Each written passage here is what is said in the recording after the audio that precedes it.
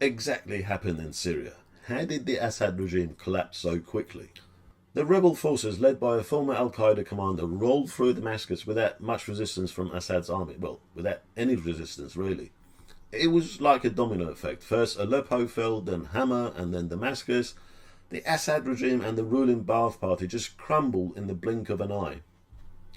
How did it happen? How did a regime that seemed to have survived a brutal civil war, which looked like it was getting entrenched again, unravel so quickly? For years the front lines in Syria stayed put. Assad controlled the bulk of the country, while various rebel factions still held on to their northwest and eastern conclaves.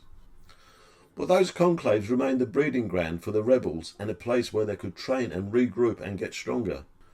When the final moment came, it wasn't a dramatic last stand or a desperate defence. With no Russian airstrikes and no Hezbollah or Iran backup, Assad was all alone in the end, and his troops had no stomach to fight back. They just put down their arms and ran away.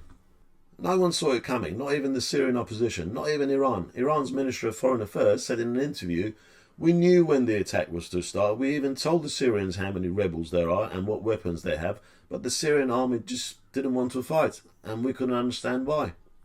Now, I'm not sure if the Iranian Foreign Minister claimed that they knew when the rebels were to attack and what weapons they have is true, but the crucial point, which cannot be disputed, is underpaid and poorly motivated, the army offered little resistance. Soldiers abandoned their posts and officers fled.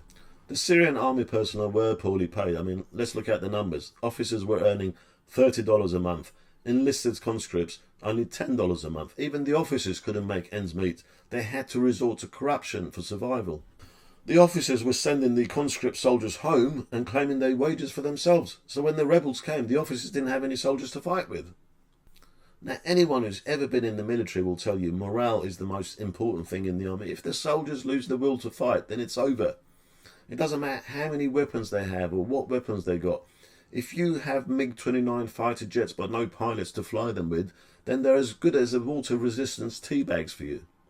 In the military academies, they teach about Napoleon, and he believed that morale was the most important factor in war, and that it should take precedence over all other practical considerations.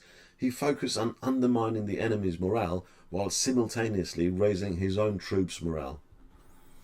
Overall, the Assad regime disintegrated because of a combination of military, political and social factors, but the fall of morale in the armed forces was the most crucial, which was linked to the collapse in the economy. And that is the Achilles heel of other totalitarian tyrannies like the Ayatollahs in Iran. If the Ayatollahs don't have money to give to their supporters and to their proxy groups, they will collapse too.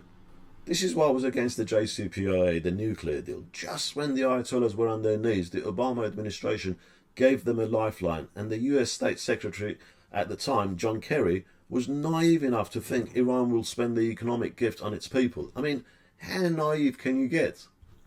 Let me know what you think in the comment section. I do read all of them, and as always, I love a debate and a discussion. Thanks for watching.